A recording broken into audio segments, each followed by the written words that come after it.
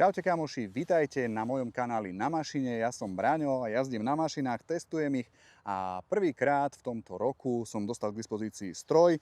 Je to skúter, Adventure Scooter Sim ADX 300. Ako určite viete, Sim do tejto triedy Adventure vstúpil minulý, respektíve predminulý rok svojím modelom Sim ADX 125. Ja som ho testoval, video síce z toho nie je, mám video z iného ADVčka, ale ak chcete textovú recenziu tohto skútru si prečítať ešte predtým, ako si toto pozriete, tak určite na www.naskutri.sk si to pozrite, prečítajte. No a potom sa dostaneme teda k 300 ADX-ku.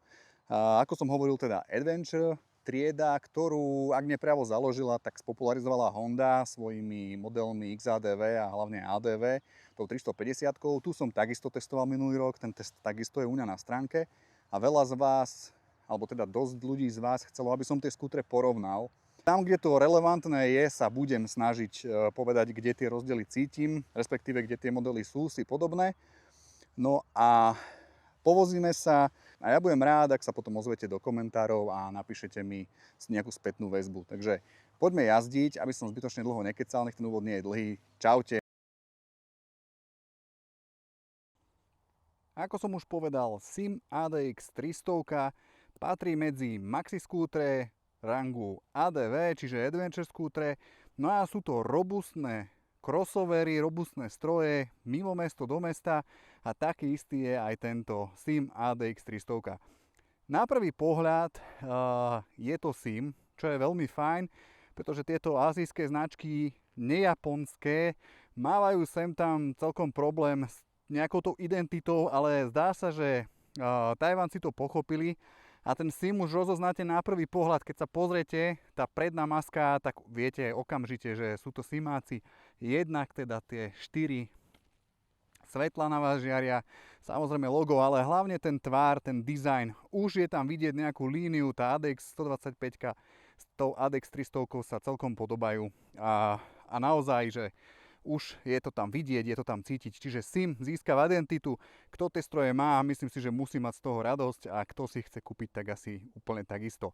Ale aby som neodbočoval, je to teda robustný, masívny stroj, myslím, že tam je 2185 mm je tá dĺžka, rázvor okolo 2150, alebo rázvor jednoducho takisto celkom široký, aj keď sú stroje väčšie ako toto, ten pocit z toho je naozaj, že sedíte na niečom poriadnom, na niečom hodnotnom, masívnom. Mne sa to páči, mne to vyhovuje.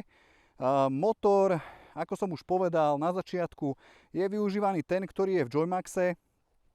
Bohužiaľ je celý zakrytovaný, ale v podstate stačí nám vedieť, že má 278 kubických centimetrov objem, výkon je okolo 19 kW. Možno sa to nezdá úplne najviac, ale je naozaj fakt dobre vyladený, čiže nemusíte mať vôbec strach, že by to neťahalo. Môžem z vlastnej skúsenosti povedať, že to ide celkom fajn. Výrobca uvádza, že maximálna rýchlosť je 127, je určite vyššia, išiel som na tom po diaľnici. Tu vidíte diaľnicu, tak išiel som viacej. Čiže myslím si, že úplne to dostačuje. Pozrieme sa potom aj pri samotnej jazde, ako to vyzerá.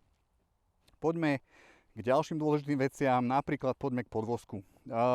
Vpredu klasická teleskopka, čo iné. Vzadu sú dva tlmiče, čo dávam za ako plusový bod. Zdvihy sú nastavené na Adventure Scooter, tak by som povedal, že priemerne. Vpredu je 125 mm, vzadu 120. Po takéto cestičke, ako som ja prišiel, je to úplne v pohode. Samozrejme, troška tam cítiť, že vás trasie, ale naozaj tie skútre, síce Adventure, ale nejaké enduro s tým určite sa ísť nedá. Jednoducho je to na polné cesty, tam to zvládne, rozbité mestské cesty úplne bez problémov, naozaj tam zuby necvakajú, pokiaľ netrafíte nejaký veľký kanál. Veľmi, veľmi pohodlné. Čo je veľmi pohodlné, sú brzdy. Oceňujem naozaj vpredu 260, kotúč 1, vzadu 240, takisto samozrejme 1, ABS-ko, duálne, od Boschu, veľmi kvalitné. Celkovo ešte sa k tomu dostanem pri tom videu. Brzdy vynikajúco nastavené, takže počkajte si potom do toho videa, aj vám to ukážem, ale naozaj, že tie sa podarili. Takže celý ten podvozok je veľmi dobre vyladený, tuto si mu dávam veľký palec hore. Čo už mi troška vadilo, je vysoký stredový tunel, tá platforma je naozaj vysoko, troška horšie sa nasadá, ale má to veľkú výhodu, 16 litrová nádrž, čo je geniálne. Už ten minuloročný model, tá 125 mala 15, čo je skvelé, tu je 16. Výrobca udáva, že by vám to malo vydržať nad 450 km, až okolo 500. Potvrdiť to nemôžem, nejazdil som totiž to s plnou nádržou, ale myslím si, že to sa veľmi nejako líšiť nebude, takže naozaj 16 litrová nádrž, ak s tým chcete jazdiť na výlety, bez problémov sa budete vyhýbať benzínkam. Fajn sú ukladacie priestory, jeden, myslím si, že dosť hlboký, je tam USB-C port, aj USB-A port, čiže výborné, môžete si zobrať, nabíjať aj telefón, aj napríklad kamery, ako si nosím ja, čo trošku už je menej podarené, alebo nie, že podarené, ono je to fajn, ale tu pod sedadlom je toho miesta menej, ono sa možno zdá, ten priestor je dlhý, relatívne hlboký, ale mal som tam problém zmestiť moju jetku XL-kovú. Videl som ľudí, ktorí tam tie jetky dali a pasovali im tam. Ja som tam svoju nedal, takže veľmi to záleží od typu jet príľby, ktorú máte. Nemôžem tam bohužiaľ dať moju integrálku, lebo tam mám nadstavbu na kameru, takže sa tam nezmestí. Ale ináč, vôjde mi sem ruksák, vôjde mi sem čiapka, je tu lekárnička a mal som tam aj vodu, takže to najdôležitejšie, čo potrebujete na nejaké denné dochádzanie, tam určite v obchate, ale naozaj pozor na to, ako máte príľbu, pretože ten vrch, ktorý tu je, vám môže urobiť troška starosti. Čo je zaujímavé, neviem, či to je pri tomto kúse, alebo je to celkovo, zatvára sa celkom zaujímavo, musíte trafiť nejaké miesto a nejaký grif na to nájsť a on sa potom zavrie, ale ja myslím, že na tomto kúse tam bude niečo treba ešte doštelovať, aby to fungovalo. Takže ešte som zabudol kolesa, vpredu teda 15, vzadu 14, taká ADV klasika v tejto triede. Myslím si, že celkom ideálne zvolený pomer. Takže aby som nekecal zbytočne dlho, poďme jazdiť, tam si povieme oveľa viac. Môžeme si hneď dať takýto offroadík na také rozbitej polnej ceste, zjavne sem chodia nákladné autá. Môžete asi aj na hlase počuť, že celkom dobre to tlmí tie také základné nerovnosti. Naozaj tieto cesty, toto ADVčko, táto ADX 300 zvládá úplne s prehľadom. Ako som už spomínal, aj tie rozbité mestské cesty sú v pohode. Naozaj, že nemám vôbec strach to zobrať takto mimo cesty. Pokiaľ máte nejakú chatu mimo asfalt, úplne bez problémov tento skúter bude pre vás. Ak by som mal túto recenziu niečím začať, tak určite by som chcel začať motorom. Parametre by som povedal, že také priemerné.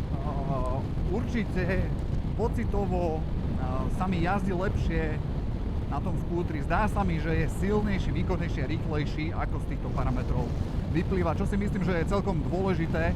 Treba rátať s tým, že ten skúter má 200 kg, takže pokiaľ počítate s tým, že je to športový skúter, na ktorom budete to strihať nejakými brutálnymi rýchlosťami, tak tu vás trošku chcem vyviesť z omylu. Naozaj ten nábeh toho výkonu je plynulý, je si myslím, že veľmi príjemný a drží sa celkom dlho aktívny a v dynamike. Myslím si, že začína trochu vednúť až nad 100, čo si myslím, že sú úplne v pohodičke hodnoty a ani tamto nie je také, že by ste zrazu sa zľakli, že to neťahá. Práve že naopak, stále to má ešte chuť aj predbiehať. 130 som išiel po diaľnici, reálne mi to ukazovalo na tom tachometri niečo nejakých 137, čiže si myslím, že tá 130 tam byť mohla, pokiaľ vám stačí výkon okolo tých 19 kW a on si myslím, že priemernému jazdovi, ktorý naozaj ten skúter využíva ako prostriedok na dochádzanie do práce, že to nechce ako motorku, na ktorú sa nevie našetriť, tak bude úplne dostačujúci a v podstate mu nemám čo vyčítať. Takže presne toto sú tie cesty, na ktoré si myslím, že to ADX-ko je doma, na ktorých je doma a na ktorých sa budete doma cítiť aj vy a kde sa budete cítiť pohodlne a kde stále cítiť ten ťah toho motoru bez problémov ťaha. Už som nad to, pridám a nejde to, že pomaličky, ale pekne stále. Keď sme na takejto krásnej ufúčanej rovinke, poďme si povedať aj iné veci súvisiace so skútrom. Povedzme si posed a tú pohodlnosť.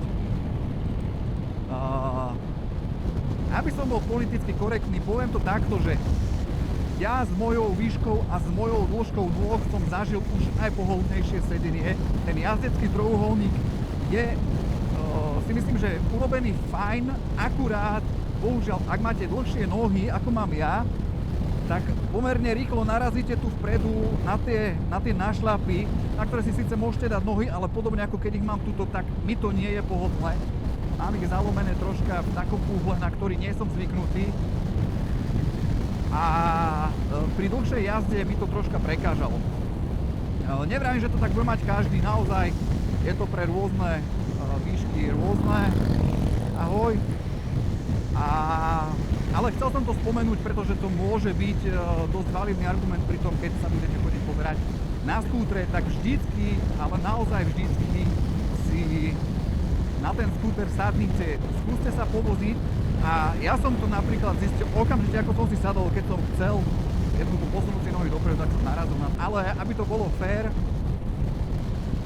fér, tak ináč si myslím, že je to poskladané veľmi dobre, sedadlo skvelé, výborne sa mi na ňom sedí, má ideálnu šírku na moju prdel, myslím si, že na prdel asi každého priemerného človeka to bude veľmi fajn, nie je tvrdé a nie je príliš mäkké, je mäkké tak akurát, že aj keď som na tom skútri sedel 2 hodiny v kuse, čo nie je úplne najviac, ale väčšinou už po 2 hodinách cítim zadok, tak tuto naopak som sa cítil úplne v pohode a môžem teda zaklopať na to, že tu by som ho teda zaradil medzi vysoký nadpriemer v tej pohodlnosti toho sedadla. Takisto, čo sa týka riadidiel, ak si pozriete, tak vidíte, že sú to odhalené riadidlá, čo ja mám rád tento motokrosový štýl a vyhovuje mi veľmi ich šírka. Nie je to žiadna kolobežka, skutočne je to poriadne masívny kus s širokými riadidlami. Je z toho tu všade cítiť, že to proste je vyhotovené na fest a dobre, žiadne lacné šunty. Aj preto tá váha 200 kg nie je najmenšia a ešte sa potom k tomu dostaneme, ale tie riadidlá sú veľmi dobre sú nastavené, viete si ich ešte doštelovať, ale mne veľmi vyhovujú už od základu. Mám uvoľnený ten posed, nie som ani veľmi nahnutý vpredu, ani nie som nejako vzadu, že by som sa musel otláčať alebo priťahovať, je to úplne ideálne, mám ruky položené presne tak, aby som potreboval, nenamáha ma to, svaly sú v pohode, takže tuto zase môžem iba chváliť. A čiže celkovo ten posed je taký, ja by som ho nazval turistickejším, nie je športový, mne to takto vyhovuje, ja som veľmi rád, že to tak je a od týchto skútrov ADVčkových ja ani nejaký extrémny šport nečakám. Druhá vec je, keď už sme teda pri tom posede, je ako je jazdec chránený a tu zase chcem troška povedať a troška edukovať všetkých, ktorí píšu na fóra, že na tom fúka. No áno, fúka na tom, lebo tie skútre sú ináč postavené ako tie mestské skútre, ktoré vás majú ochrániť aj od kamienkov a všetkého možného, čo v mestách celkom často odskakuje. Napriek tomu teda, že je to ADVčko, štít je tu pomerne vysoký, so sklonom, ktorý ja ako 185 cm človek by som potreboval o niečo ešte menej, taký šikmý, aby ten vzduch išiel mi o kúsok na prilbu. Teraz mi triafa vrch prilby, ale nie je to nejaké nepríjemné, žiadne turbulencie, len to jednoducho cítim, že ešte by to potrebovalo pár centimetrov. Napriek tomu ale teda opäť pochvala Dosimu za to, že sem dali také, že to plego je jednoducho vyššie. V podstate často na tých ADVčkách také vysoké nebývajú. No, druhá vec, ochrana jazdca, tuto spredu, alebo tu vpredu nie sú tam tie kryty, ktoré napríklad tie mestské maxi skútre tam mávajú, sú širšie, tu nie sú, ten stroj je mierne užší v tých miestach a fučí na nohy, netriafa mi to kolena predsa len mám schovaté tu za týmito za skrinkou a tu je takisto skrinka, len je tam niečo iné, len sú tam káble vložené. Ale teda kolena mám schované, ale holenie to dostávajú naplno, takže dneska je už veľmi teplo, naozaj dneska je v podstate jarný deň, ale keď som jazdil minule, tak sa ešte slnko striedalo s nejakými oblakmi a tam už som cítil teda na tých holeniach, že je mi zima. Čiže aj s tým treba počítať. Zase, ale plusové body za to, je tu ochrana jedna, ochrana druhá, ochrana brzdových páčiek, ochrana vašich prstov. Funguje to super, aj keď cez tieto prieduchy vám trocha na tie prsty fúka. Minule som to cítil, ale stále to funguje veľmi dobre a jednoducho aj v tom chladnejšom počasí vás to trocha ochráni. Samozrejme, primárna funkcia je, aby vám to nejako chránilo ruku pred presne kamienkami, konárikmi, keď si dáte nejakú enduro vložku a teda. Ale môžem povedať, že to teda funguje veľmi dobre aj pred vetrom. Poďme si povedať niečo o podvozku tohto stroja. Ak ste videli začiatok videa, tak viete, že som ho veľmi chválil a teraz troška vysvetlím prečo. Jednak teda naozaj si myslím, že na kategóriu a pomery tej ADV triedy žehli tie nerovnosti aj priečné mierne nadpriemerne. Čo je ale podľa mňa dôležitejšie je to, že vynikajúco fungujú brzdy. Sú skvele nastavené, skvele sú odladené a cítiť to aj pri náhlom brzdení a cítiť to aj pri takomto mestskom popojíždení, kde naozaj často je to brzda plyn. Tie brzdy absolútne prudko nehryzú, aj keď to stlačíte, tak sa zahryznú, ale je to také veľmi smooth hryzenie, mne to veľmi vyhovuje, pretože naozaj neznášam, keď zabrzdím prudko a príľba mi ide zlomiť väzy na hlave, tak tuto to tak ani zďaleka nie je. Pomáha tomu teda samozrejme duálne ABS-ko od Boschu, ktoré ja rád hovorím, že tie azijské sú poplašené, ale toto teda bošácké toto od Boschu určite poplašené nie je, funguje veľmi príjemné a takisto aj pri tom prudkom zamáčknutí brzd tak je to také inteligentné smart brzdenie. Čo sa týka nejakého toho hltania týchto rozbitejších ciest, tak napomáhajú tomu aj väčšie kolesá, vpredu 15, vzadu 14, to už je cítiť. Šírka sú 14 cm a 12 cm. Tak, poďme si pozrieť Maninskú tiesňavu. Šírka teda 14 a 12 cm. Za mňa napomáhajú tým zdvihom, tomu odprúženiu celku fajn a nemám nejaké extrémne negatívne skúsenosti. Našťastie zatiaľ. Tu si prejdeme najúžšie miesto z vyasfaltovanou cestou na Slovensku. Tak nič nám nešlo, takže úplne super.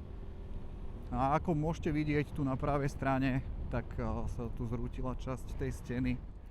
A je to tu kvôli tomu bohužiaľ vyhlásené, alebo je tu vyhlásená mimoriadna situácia. Takže vstup je na vlastné riziko, takže ja momentálne pre vás podstupujem to veľké riziko, že tu natáčam, dúfam, že to oceníte. Samozrejme, robím si srandu.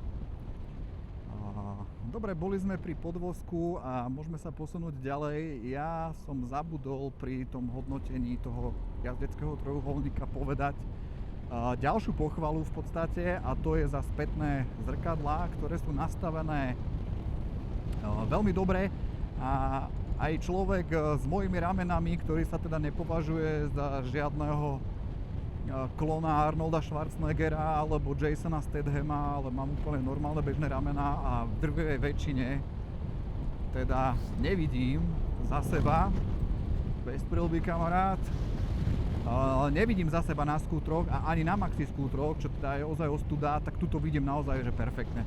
A mám to veľmi rád, lebo neznášam ten pocit, keď sa musím neustále uhýbať ramenami, aby som za seba videl. Tak tu chválim. Čo naopak nechválim, sú tieto otrasné plastové držiaky. Rozumiem tomu, že sa niekde šetriť musí, ale fakt mi to vadí, vyzerá to zle a sú to proste plasty. No a chcel by som sa dostať k výbave tohto stroja. Myslím si, že výbava je mierne nadštandardná, prečo to nepovedať na rovinu. Za mňa, čo je dôležité, a už som to teda spomínal pri tých riadidlách, všetko je tu vyrobené z otriedu lepších materiálov, ako tomu bývalo na Simoch zvykom. Za to dám určite ruku do ohňa. Jednoducho tie prepínače, všetky, ten displej, mám z toho všetkého veľmi dobrý pocit kvality. Nebudem sa tu tváriť, samozrejme, že to je úplne neviem aká prémiová kvalita, lebo to v žiadnom prípade nie je.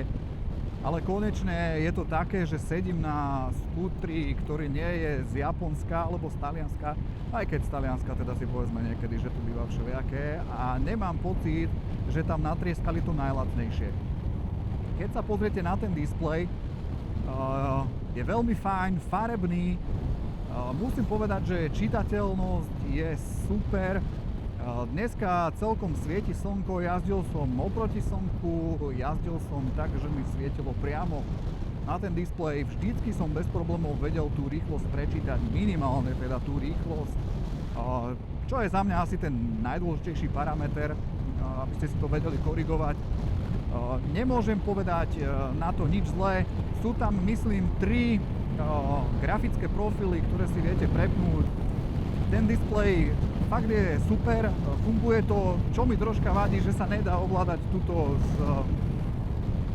z riadidiel, z tých heftov, ale musíte to tu prepínať na ňom, čo nie je úplne samozrejme ideálne, pokiaľ sa vám nechce zastavovať. Prvky také základné, displej za mňa mierne nadpriemerný. Čo ma veľmi potešilo, to sú teda tie spomínané 2 USB porty, aj Ačko, aj Cčko, to je paráda. Človek si vie všetko nabiť tak, ako potrebuje. Odpočíme sem, prejdeme tadiaľto.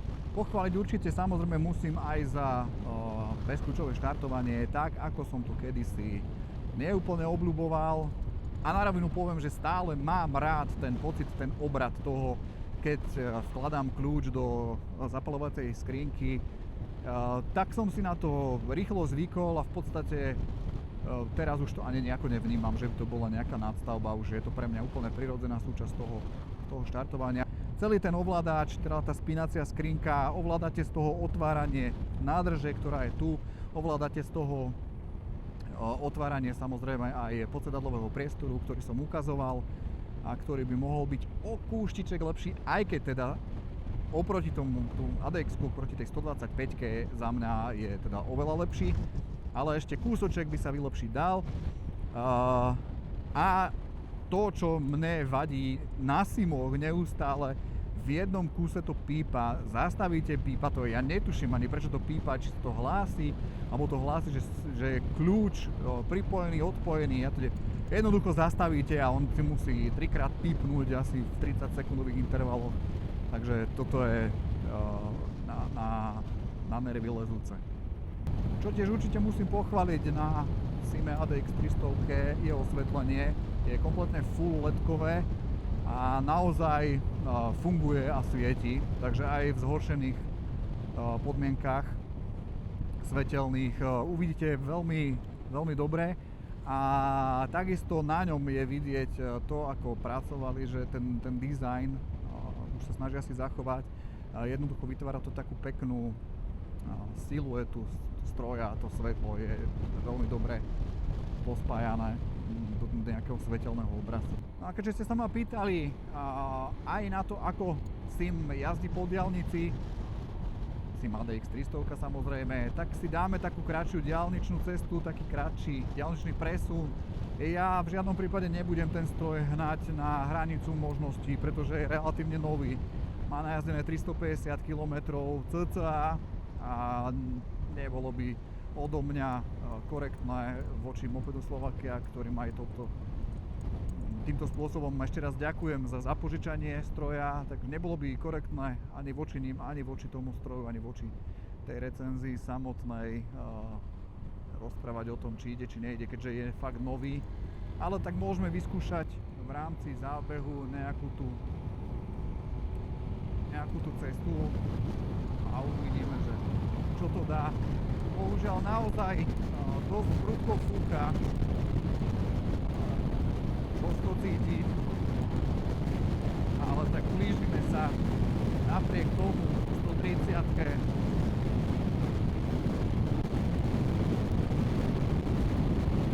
Ideme teraz viac menej po rovinke, 135.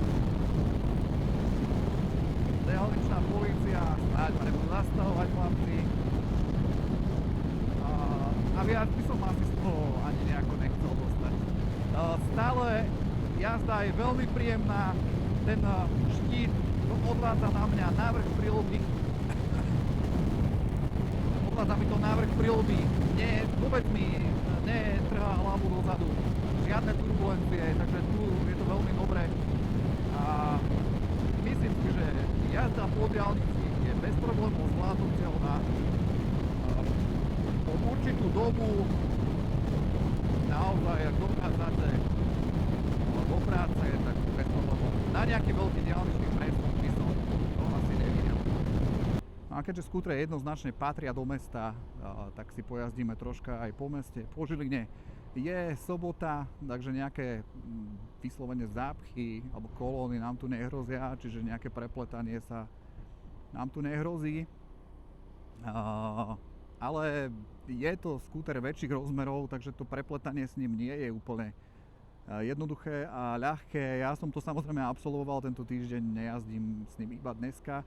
A povedal by som, že nováčikom by som úplne neodporúčal skúšať alebo hneď sa púšťať do nejakých asertívnych predíraní sa cestou. Nie, že by to ten skúter nedal, on to zvládne bez problémov, ale tým, že váži 200 kg a tá obratnosť nie je až taká, je to maxi skúter, tá obratnosť nie je až taká ako nejaká 125-ková šťuka typu NMAX PCX, tak nemusí to vždycky dopadnúť úplne šťastne a keď nemáte ešte zažité tie grify, tú jazdu, nie ste na to zvyknutí, tak radšej by som to nepokúšal, ale skúsení jazdci zvládnu s tým strojom čokoľvek.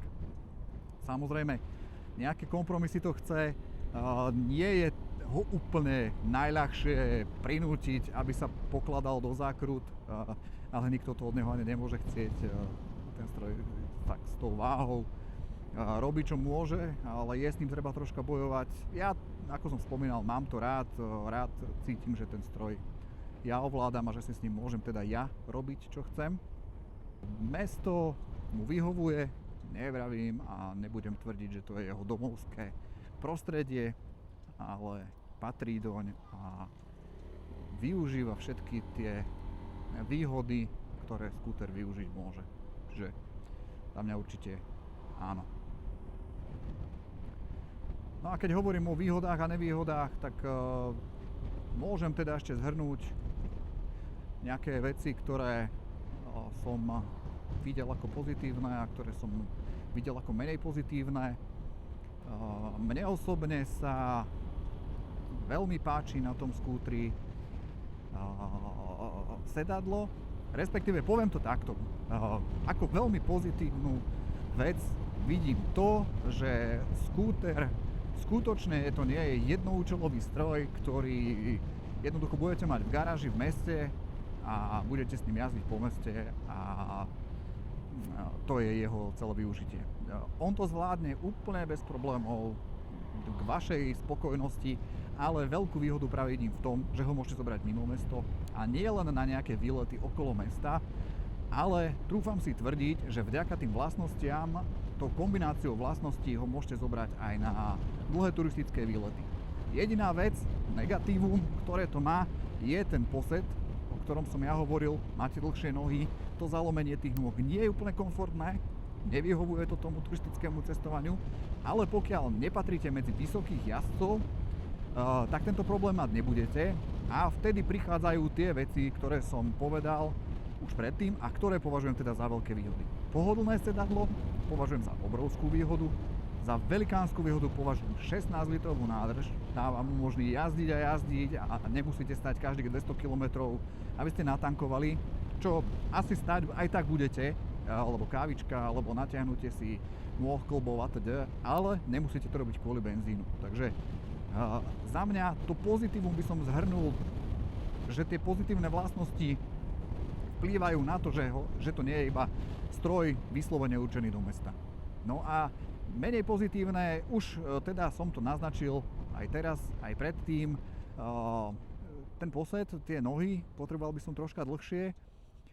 Druhá taká vec, ktorá mňa troška trápi, sú tie plastové držiaky z zrkadiel spätných. Chápem, že to niekoho absolútne trápiť nebude, ale ja to vidím ako negatívum a už len kvôli držiakom, ktoré mám na telefón. No a keď ostaneme pri tom turistickom využití, tak možno troška menej toho priestoru pod tým sedadlom, tam by som vedel ešte pridať. Alebo potom vzadu predĺžiť tie madlá, aby sa tam dal bez problémov namontovať nejaký kufor. On sa dá, samozrejme, len si to musíte dokúpiť celé a nie je tam na to úplne spravená príprava. No a posledná vec taká, ktorá je kontroverzná, aj keď pre mňa nie, mne to napríklad vôbec nevadí, ale viem si predstaviť, že niekomu to vadiť bude, je dizajn. Dizajn je taký robotický, ázijský, povedzme to na rovinu. Tie hrany sú také ostré, nie je to nič takej starej dobrej talianskej školy, takže kto toto nedá, tak môže vidieť ako negatívum aj to. No a keďže som to takto všetko pospomínal, tak a pomaličky sa blížim ku garáži, tak by som, priatelia, vám chcel veľmi pekne poďakovať, že ste tu so mnou boli, že ste to dopozerali až sem, alebo že ste to pozerali. Veľmi si to vážim a poprosím vás o akúkoľvek spätnú väzbu. Či už dáte like, či už dáte odber, či už necháte komentár s nejakou naozaj ale pridanou hodnotou, aby ja som vedel si z toho niečo zobrať, buď že je to fajn, alebo čo zlepšiť, lebo zlepšovať je vždy a stále čo. Je to prvé video po dlhej pauze, takže troška zapojiť naraz aj hlavu, aj jazdenie, aj telo, aj rozmýšľanie, aj všetko nie je úplne najjednoduchšie, ale budem sa snažiť sa zlepšovať a verím, že sa mi to podarí. Takže poprosím vás o nejakú spätnú väzbu a ďakujem ešte raz, že ste to pozerali. Dávajte na seba pozor, jazdite na skútroch, na motorkách, na mašinách. Braňo na mašine sa lúči. Čaute, ahojte.